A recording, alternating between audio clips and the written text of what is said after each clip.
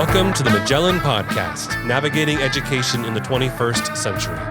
This podcast brings the expertise of Magellan Learning Solutions to the biggest questions and issues in higher education. It is produced and directed by Adam Rank. Podcast theme was written and recorded by Wayne Patton, and it features Magellan partners Wayne Patton, Aaron Traphagen, and Emily Eddy. Wytheville Community College has a thriving dual enrollment program that serves the needs of many students in Southwest Virginia. When WCC lost its dual enrollment partner at the 11th hour, Dean Susan Evans had to act fast. Through a partnership with Magellan, WCC was able to reinvigorate its dual enrollment program, and the partnership continues to this day. The Magellan partners are grateful to be able to welcome Dean Evans for a conversation about how a great vendor-institutional partnership can look. Thanks, Adam, and welcome everybody to the latest episode of the Magellan Podcast. For those who are not aware, I'm Aaron Traphagen. I'm joined as ever by my partners and colleagues, Doctors Emily Eddy and Wayne Patton. How are you all today? Wonderful. Good. Speaking over top of each other, we're good. Nice. All right. Well, Wayne, I know when we get these started, you like to keep people abreast of all the great happenings within Magellan Learning Solutions. You got any exciting news to share today? Yeah, some great things on the Magellan front in terms of company growth. We are currently hiring. Some of our friends and peers in the space have seen some social media, Facebook, LinkedIn posts about some new hiring that we're doing. So check that out. If you want to go to our website, you can see that. And then additionally, with that growth is coming a move up from the 10th floor of the Bank of the James building to the 18th floor. So it's a beautiful new suite up there that they're renovating for us right now. We can literally we've started moving already. Aaron and I moved. We beat the movers to the punch last night, and about 5 o'clock started moving stuff upstairs. We just couldn't wait. We hope that gives us a discount on what the movers will charge us, since we did carry a lot of that stuff up at the risk of personal injury. So we are excited about that move. We'll be in, 100% in the next few days on August 4th. The Magellan leadership team has timed it perfectly because we will be out of the office on a campus site visit, going to see a client in Kentucky while everyone else does all the hard work. So good planning, team. Good planning. As always. All right. And in the studio with us today, our special guest is Susan Evans, Dean of Transfer and Educational Partnerships at Wytheville Community College in Wytheville, Virginia. We appreciate you joining us today, Susan. If you wouldn't mind sharing a little bit about yourself and what you do at Wytheville. Sure. Well, first of all, congratulations on the office move. I got to see the new space, and I know you're going to do even bigger and better things up there than you have been doing. I'm the Dean of Transfer and Educational Partnerships at Wytheville Community College. That encompasses every program that has transfer to the four-year institutions, both in the state of Virginia or anywhere. So that's the math and science and humanities. I do human services, the ITE, so a broad spectrum of responsibilities as far as curriculum. Dual enrollment is the capstone of my responsibilities because it's so important to the communities in Southwest Virginia. Since I've been the dean, we also started an early college, which is another way to help students get prepared for higher education in Southwest Virginia. Prior to being the dean, and where my heart lies as a faculty member and in the classroom, I taught high school math for 14 years. And then I moved to the community college and taught math there at WCC for 13, 14 years, depending on how you count academic years. And now I've been the dean for 3 years. Never thought I would be in administration. Got pushed that way a couple times and then pushed myself back out of it. But I was sharing earlier with some of your folks that being the dean, you still get to focus on instruction. And so it has been a good fit. I'm getting to fix some of the things that frustrated me as a faculty member and maybe push to provide more opportunities. Nice. Well, thank you for that. It's good to hear a little bit about that. And it actually, hearing about all of your math background, I'm surprised that you and Wayne get along so well once you found that out. I know my betters. I know people that are better than me, and Susan is better than me. We'll have a discussion about my math background one day. So. No matter how old you get, you have your best friend, right? And my best friend happens to be entirely English and literature. Woohoo! And when we travel together, it is exactly the way you would think it is. I know where we're going to stop and eat and where we're going to check in and what time we have to be there and what clothes we should probably bring for each of the events. And true story, one time she came to my car with her laundry basket and said, well, I know everything I need is in here, so we'll just do laundry when we get there. That makes total sense to me. So. All right. With that, let's go ahead and dive right in. I think, it's worth noting this is a conversation around a presentation that Emily and Susan did at the New Horizons Conference this past year for the Virginia Community College system. I hear that went smashingly. Though I wasn't allowed in, they had good security. So You were just eating. But to kind of start, when we jump in with kind of the backstory, what happened, what brought this partnership together, and yeah. Well, I was already working with you all because we had some changes in employees and things and didn't currently have an instructional designer on campus. And, coming out of the pandemic, we realized that we probably needed to be prepared to offer really high quality online in our traditional courses. And so I was already working with you all, and we designed some individual units that our faculty were taking, depending on what their needs were, to get them up to speed on, the cutting edge of online instruction, RSI, ADA, all those things that we need to pay attention to. And then, it's great when you work for people who take what you say seriously and respect what you say. And I had gone to the administration at WCC and shared some concerns I had about lack of oversight in the way we were offering our online dual enrollment classes. And we had just received NACEP accreditation, which is a very rigorous accreditation process for a dual enrollment program, and we had some concerns about the lack of oversight. And so I made the suggestion that we investigate taking over the delivery of those courses, and that quickly occurred. Congratulations. So then I was sitting there realizing that in a very short period of time, I had to have quality online classes to offer our dual enrollment students. And at that time, it wasn't the 21 that we ended up with. I was just looking at offering what we already offered. And I thought of you all. And I just wondered if that was something that you all would be interested in. So I called you and said, I have an emergency, and you all stepped in, and the project took off from there. Yeah, we were just talking that Aaron and I were on the way to Washington, D.C. Well, we were in D.C., and we had taken a little retreat trip to go see The Who. Oh, yeah. And it shows what a great friend and partner Aaron is, because I'd wanted to go see The Who for 40 years since I was 12 years old. Aaron, you made it happen. So we're sitting there about 2 hours before the show, and you call. Yeah. And to Aaron's credit, he, of course, I'm like, we can do it. This will be great. And that ended my input into the situation. Aaron, being the cerebral mind that he is and process engineering genius, began to put together the plan. I mean, literally right there at the hotel. So it was pretty neat that immediately he went into that mode that Aaron's so good at and began to work the problem. So yeah, I think you all told me you were out of town. You didn't say where, and that you'd be back in touch early the next week with, whether or not you thought you could do the project. Yep. It was a long weekend for me. Yeah. But then, we all decided if we were going to do it, let's really do it right. Yeah.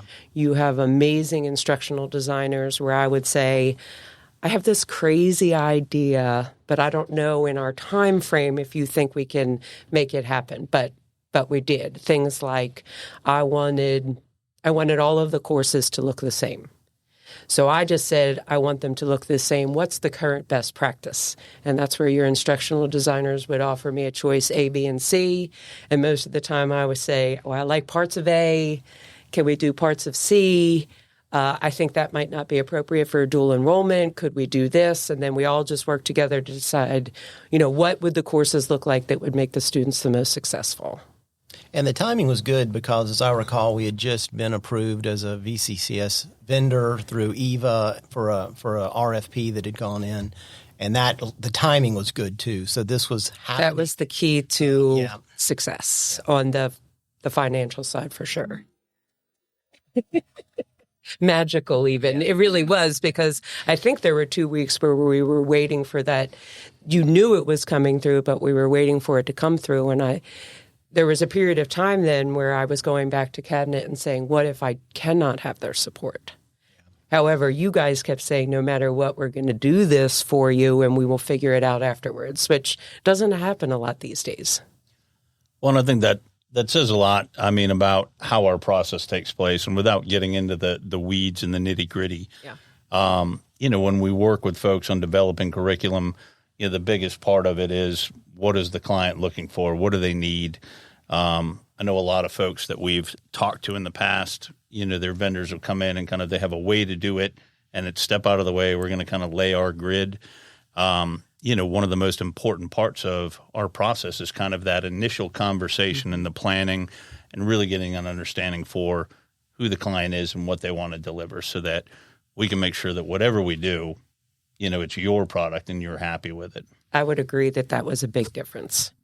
Yes, we take it to heart, where it's in our mission and vision statement about tailored solutions. We don't go in and just cookie cut.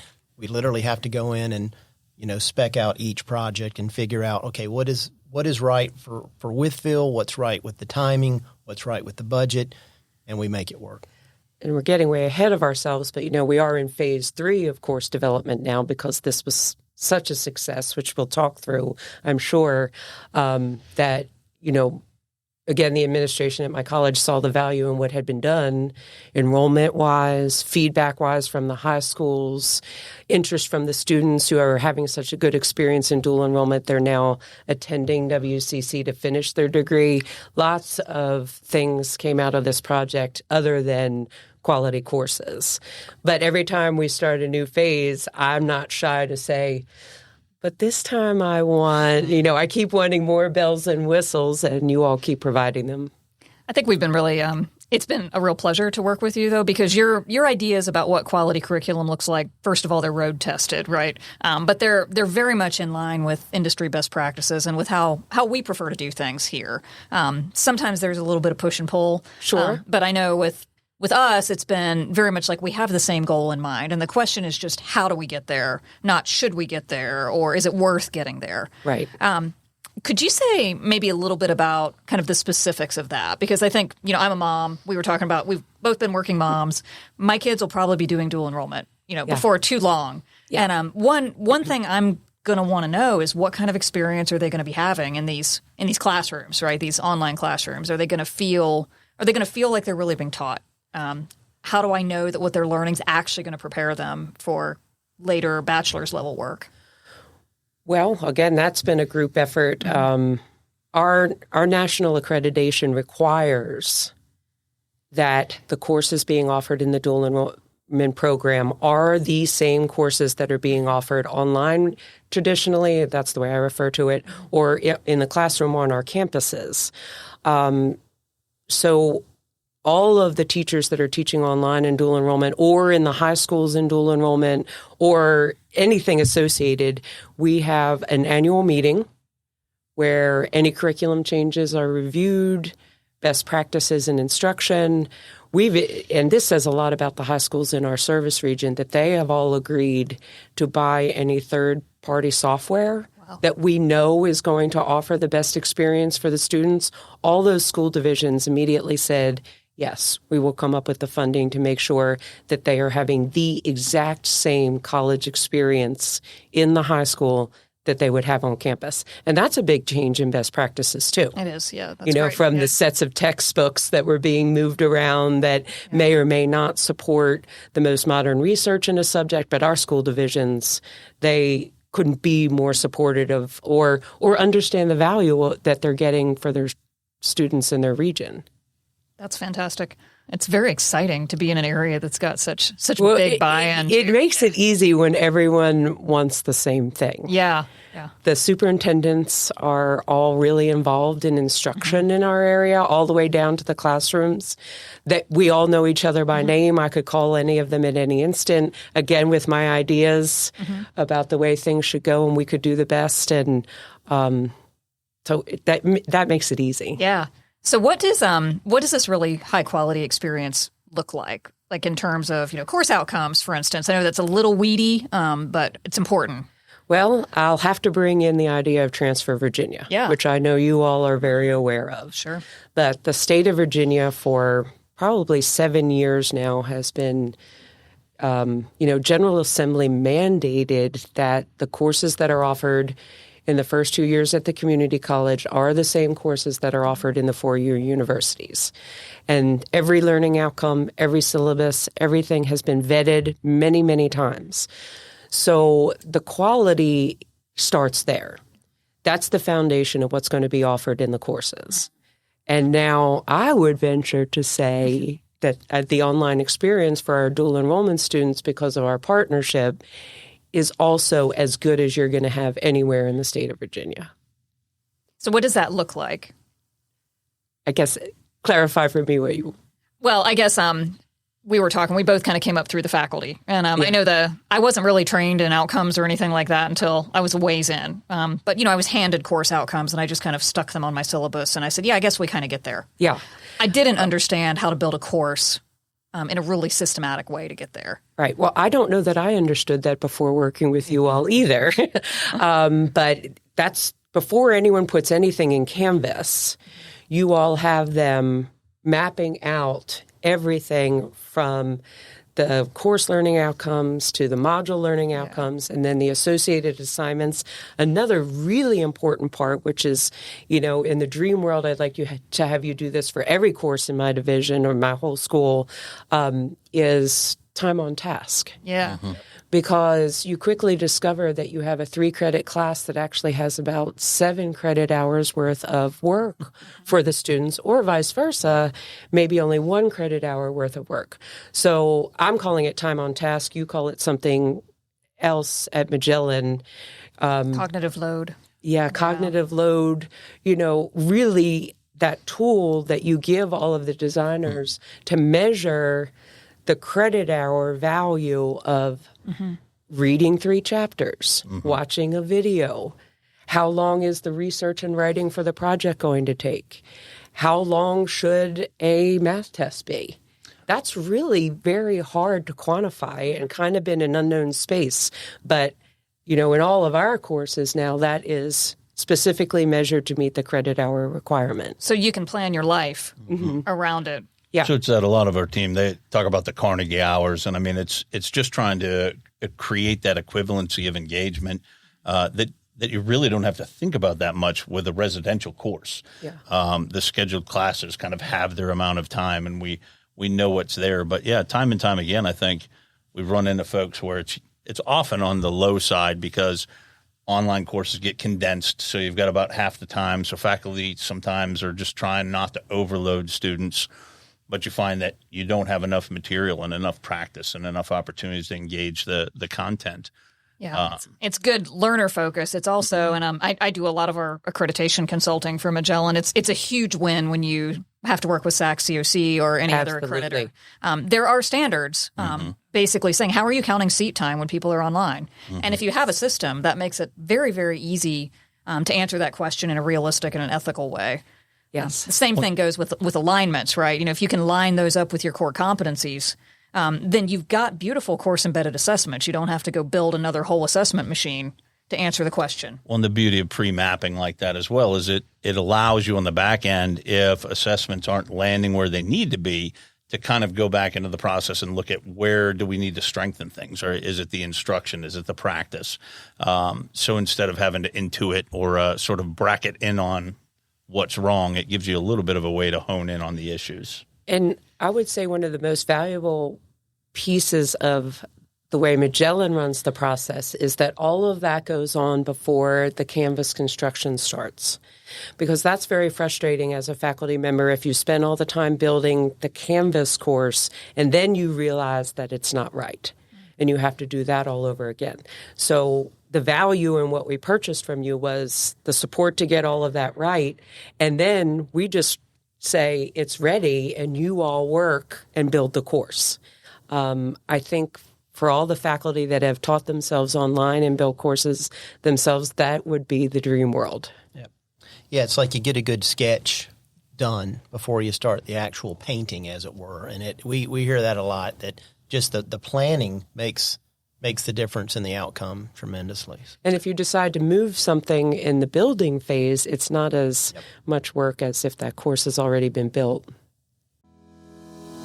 At Magellan Learning Solutions, our mission is to help our clients' educational missions with tailored curricular and operational solutions to help them thrive. To meet the accompanying challenges, the experts at Magellan Learning Solutions offer a full spectrum of services in the areas of curriculum development, operational administration, training and professional development, enrollment and marketing, or custom solutions to niche projects. Whether managing turnkey projects, consulting, or acting as a force multiplier, our experience and relational approach will help your team attain its goals. For all your educational needs, think Magellan. Visit us at thinkmagellan.com today and set up an introductory meeting. So I think the other thing that I heard mentioned was, of course, we're doing this with faculty. And I think that's often a hard place for partnerships, is to honor, who faculty are in the process, right? Because I think when you come in and you're building it, a lot of folks have a tendency to sort of say, hey, we've got this, we know what we're doing, but how were your faculty engaged and how did they feel, through the process of working with the instructional design team? Well, I offered all of the full-time faculty at WCC the opportunity to be involved with the project, and some accepted and some felt like they already had a very full plate. But that has also turned out to be an unexpected bonus to the project, in that you all, if I would say I'm lacking an art SME, that subject matter expert, I speak your language, and you all have resources to find somebody to serve in that role. And that has then deepened and broadened my pool of adjuncts who are now just not only involved in the online program, but they teach for me in the traditional courses as well. So again, the quality has seeped through in other areas outside of this project.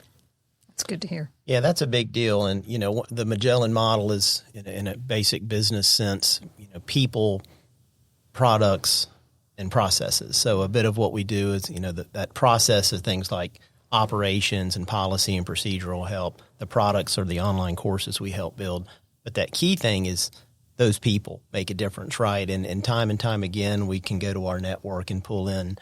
We're about to do some work in the cybersecurity space, or like like an art professor that we bring to bear.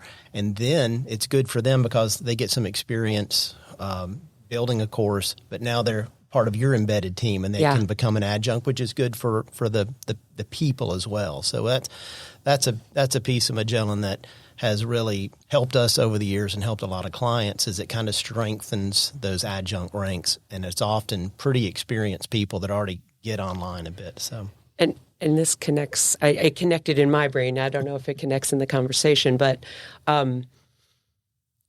not only using the course, the people and the courses and dual enrollment, and then teaching traditional, but people come and go in the high schools that are teaching dual enrollment for me in the classroom, and now I have all of these beautifully created courses where that used to be a very stressful thing. And sometimes people would turn down the opportunity. As a brand new high school teacher, I'm not sure I have the bandwidth to also, sponsor a club and be the dual enrollment teacher. Let me have a year or two. Well, I need them to say yes then. So then I will just say, well, let me add you to a course that I already have for British literature, American literature. It's entirely built, and it'll walk you through the setup. Maybe you would feel comfortable starting. Without fail, they've all said, oh, okay. Everything is here, and you'll help me? Yes, we'll help you. Versus the very often, oh, we need your help. Oh, you need to build a course in 2 weeks and bring all of your Or the worst case scenario is build it as you go. Yeah, true. It's overwhelming once that school year starts. It seems like a good idea in August or maybe July. We'll build it as you go. But the time just slips away. And I think that's another reason that I fight so hard for the protection of teacher and faculty is because I have been there. Mm-hmm. I have been the sponsor of the clubs and been a mom and a wife and trying to build courses while I'm teaching them. And that's not good for anybody. Call it driving the truck across the bridge as you build the bridge. Yeah. Building the boat as you head down the river was one we've used a couple of times as well. But I think we used that a lot last summer. Well, and one thing we did talk about, though, is, I think I've been in a situation where I was kind of writing a class as I went, maybe not an online class, but a residential class. And you can maybe fly by the seat of your pants a little bit residentially. You can't do it online. You cannot. But what I have found for myself is developing online versions of the courses have really enriched my residential teaching too, because I'm much more planful. I'm not sure that's a word. Much more organized about where I'm going and how I'm going to get there. I've got the resources thought through ahead of time. I know where I'm going to bog down. It's a really good thing. And I think we were talking about high flex before this conversation started, and what a demanding teaching environment. But really building that online version of it enables you to flex in the way that the students are asking for. Right. Or having that course built, it gives you an overall view of where you're going. In the experiences I had building on the fly, I know I wasn't satisfied with where we ended up. Yeah, and then it's a little bit more of that cognitive load conversation where, where there's a great continuity in, say, the design of a set of courses that students are going to be in, and versus what we jokingly also, we have all these metaphors and, examples, jumping into the corn maze of 21 very different design courses is murder on students. So the fact that there's this continuity of experience that the course You stole my segue, but yeah, exactly. I think it's so there's all this great stuff for the faculty, but there's all these other sort of consequences for the students that creates a beneficial learning environment. And that happened immediately. So we offered them last fall of 2022. Yes. It's always backwards in the academic year. Fall of 2022. And there had been a lot of hesitancy on the high school counselor part to put students in the online class. It was like the last resort. So fall of 2022, we really pushed the idea, give us a chance with this new program.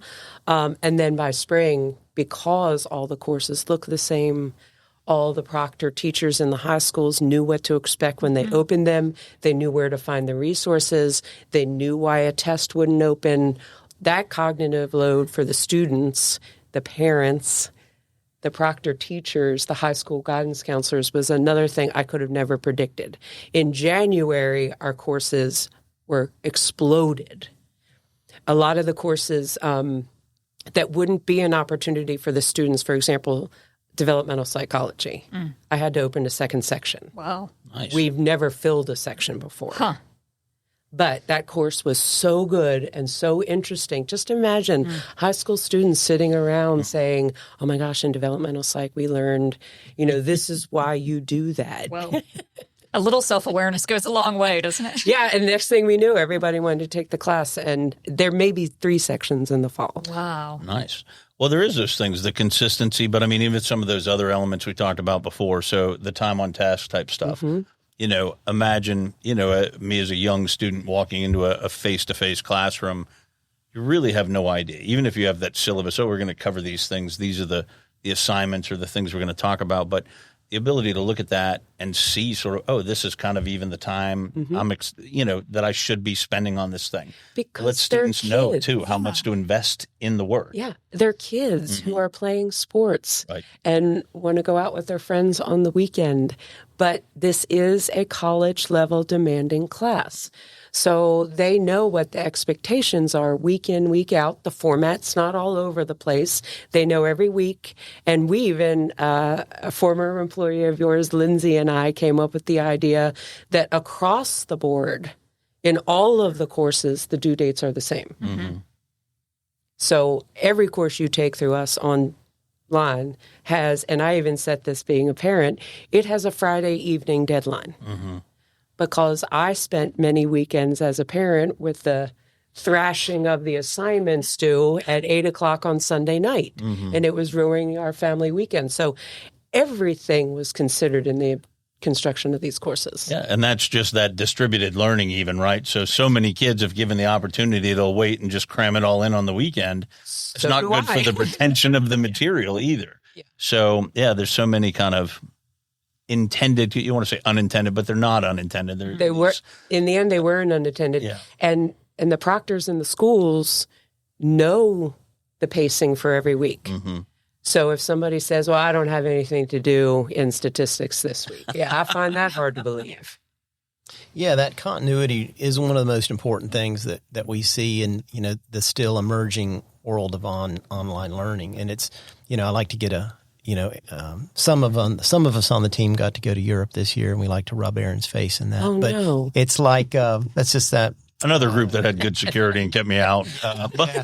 But it's like the underground in London. They have all these lines, and they're different colors, and they're designated to go to a certain place on this colored line, and they run at a certain time. And there's an app, and there's a map, and you can figure out this fairly complicated underground world because there's continuity in how things work. So it's a kind of a cognitive load issue. My wife's a lot smarter than me, and she was able to get us on the right train time and time again. But it's because there was order and structure. Right. And so it made sense. So we could focus on getting where we needed to go. It's the same thing here. These students are able to focus on psychology. They're not having to focus on, okay, where's this item? Where do I do this? Where do I go next? Where are my assignments? And it works every time. So it's a great point. Well, so obviously I think the group could talk about courses and development of that material forever. But, to kind of move to the next phase of the conversation, it's this dual enrollment program and why does dual enrollment matter so much? Why is it so important, especially at these community colleges? Well, there's many ways to answer that question. In my heart, the reason it matters so much is because, I am personally putting my name on the fact that because I think it's probably 98% of the classes that are offered through dual enrollment are transfer classes. So I'm personally putting my name on high quality. So that's just a very selfish point of view of why it matters so much. But, we live in Southwest Virginia where you have to travel to do everything quite a bit. So we're bringing the higher education opportunity to the students. And if they do well in it and they gain confidence and realize that they are college material, then our hope is that they will come to WCC and finish a 2-year degree or take a workforce training program or go into one of the health sciences. A lot of things that maybe they didn't think that they were capable of. We have a high first-generation college population. They haven't seen other people do this. So to get to do what they didn't even think was possible in the safety of the high school changes the entire economic value of the region. I mean, it's much more than just taking a really good class. It's essential. From a business point of view, community colleges across the state rely a lot on the dual enrollment student for our enrollment and our full-time equivalent student funding. And that is, the business side of keeping the doors open. We just completed our graduate survey from last year, and I'm pretty sure I won't say the percentage, but the majority of our students who graduated last year had dual enrollment experience. So it gave them the confidence to go to college and graduate, because those were our completers. Yeah, so much of that is it's a cultural thing. It's what you grow up believing you're going to do. Mm-hmm. I know the school I went to, we were very rural Appalachian area, but we were the best school in the area. So we had fewer first generation students out of there. I think we all kind of thought we were going to go to college, but just down the road, 5 miles down the road, maybe only about 10% of those students' parents had been to college. So just the idea, and those students were just as bright as we were. It wasn't an ability question. But when you grow up believing I'm going to go to college, or I'm going to at least I'm going to be a welder, I'm going to do something that requires training of some sort, your life path is much broader. Right. And the things that are open to you are many, many more. Even if what you want to do is stay in your town and support your community, you can do that in a more effective way. Right. If you have a less limited sense of what's possible. And dual enrollment, I'm again close to my heart for that, because these are folks who need to have belief brought to them by sometimes some means other than their parents saying, you're going to do this. Mm-hmm. And it really opens up that support system. It opens up the economic possibility of it. College doesn't have to be incredibly expensive if you take advantage of your dual enrollment program. And the dual enrollment mindset applies to a lot of different things that you want to try. I'm just thinking about believing that you can do college. Yes. We just started a really neat new certificate program for one of the manufacturers in the state of Virginia that incorporates some transfer business classes and workforce and occupational tech. And a lot of times people put those in silos. But I'm using the business courses that we develop for the online instead of a traditional mindset, because these are folks who are in manufacturing who need a really well-designed confidence-building course. Yeah. So that's the same student, not just high school, but workforce. We need to make sure that the class flows well, it's not frustrating, and they believe they can keep going because it's kind of a stackable credential, which earns them promotions and better employment. So this project has seeped into just about everything. And so many people that teach in I came up through the community college system, and it was pre-online, pre-digital world, but that their philosophy of teaching and their philosophy of education, the people that I was exposed to, they built up my confidence. They there was an order about it, but there was also kind of going back to the high faculty involvement piece. We were talking about being an optimist earlier and being an encouraging person. A lot of the faculty that have decided to dedicate their lives to the community college system, they kind of have that. And there's things we can do to train to that and help that kind of be negotiated in the online space more efficiently. But that philosophy of teaching compounded with a well-designed course does create a lot of confidence for students. I've come into, again, to go back to the underground scenario, I've come into kind of an ordered system. And it really does build confidence and helps them, to succeed. And creates opportunity. Yeah. When would, a person who's already employed in manufacturing go to college? Right. They're not. They're working all day or on some type of very strenuous 12-hour schedule or, swing shift or something. So it needed to be able to be flexible to meet their needs. So we were able to do it. Yeah, it's awesome. Susan, I love, just a kind of side note, I love how broadly you're thinking of the possibilities for students too, and really deliberately engaging those. I was talking to a young woman at my church who she's going to graduate with her associate's degree, and she's happy about that because she's only going to have to be in school for 2 or 3 years, to get her bachelor's degree. But she doesn't really know what she wants to do with herself, and that's not surprising when she's 17 years old. Right. But I don't think that I've heard from her that she's had a leader at her community college that's worked with the superintendents in the schools, with the counselors, to quite the degree that you have. So we use the term ecosystem a lot. I love how much you really understand dual enrollment as an ecosystem. Well, that's a little bit of right place, right time, right? Because I came out of one of the school systems. So I knew all of those folks and they knew all of the other people. And it's a small community. Yeah. I mean, I've seen them all at football games, and it's nothing for me to walk up to one of them and say, any type of business related to the community college and the high schools. We're doing, I want to stick to your project, but we're doing all kinds of amazing things right now to try and address the teacher shortage in Southwest Virginia. We completely revamped our education program. Again, I work for amazing people who I said, hey, I think if you would let me have a full-time education faculty member, I could really grow this program. Well, I had no idea. We have 47 first-year education students coming to WCC in the fall. That's great. They had the dual enrollment experience. They're going to be finished quickly. We have the Transfer Virginia Seamless Pathway for them now to get that teacher licensure in two extra years instead of that +1 master's that was holding people up. And the superintendents are nothing but supportive because they need the students to teach. They need teachers, right? We just had a big fair where all of the counties came and advertised, hey, did you know you could already work for us as a paraprofessional or a PALS tutor? And they hired our students at our education orientation. Wow. Which I hired just the right person, I have to say. I had a vision, and she has implemented it 10 times better than I ever could have. That's great, though.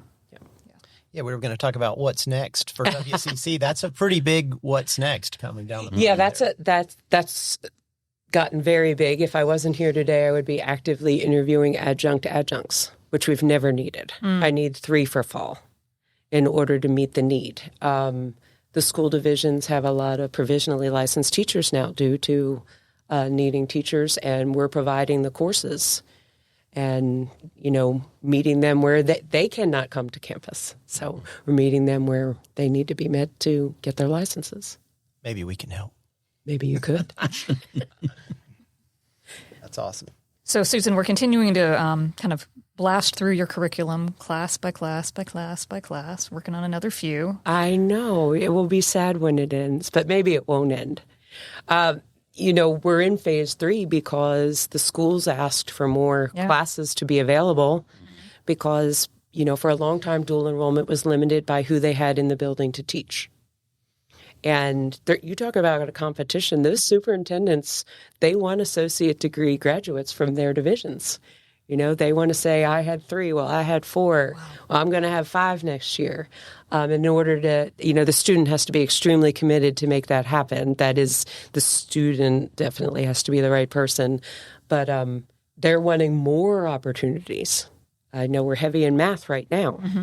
Yeah, we always look for those relationships with our client schools, that it's just a good rapport, that it's meaningful. It's doing things to help the institution. It's doing things to help students. So this is, for us, is like a perfect project. Well, and I'll give you all an extra plug about the other project we have going on right now.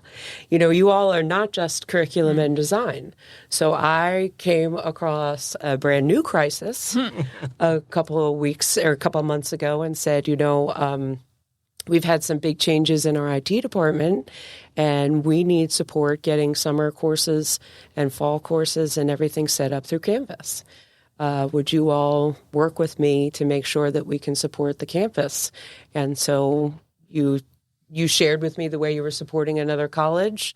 I said, that's kind of what I want, but I want to do it this way.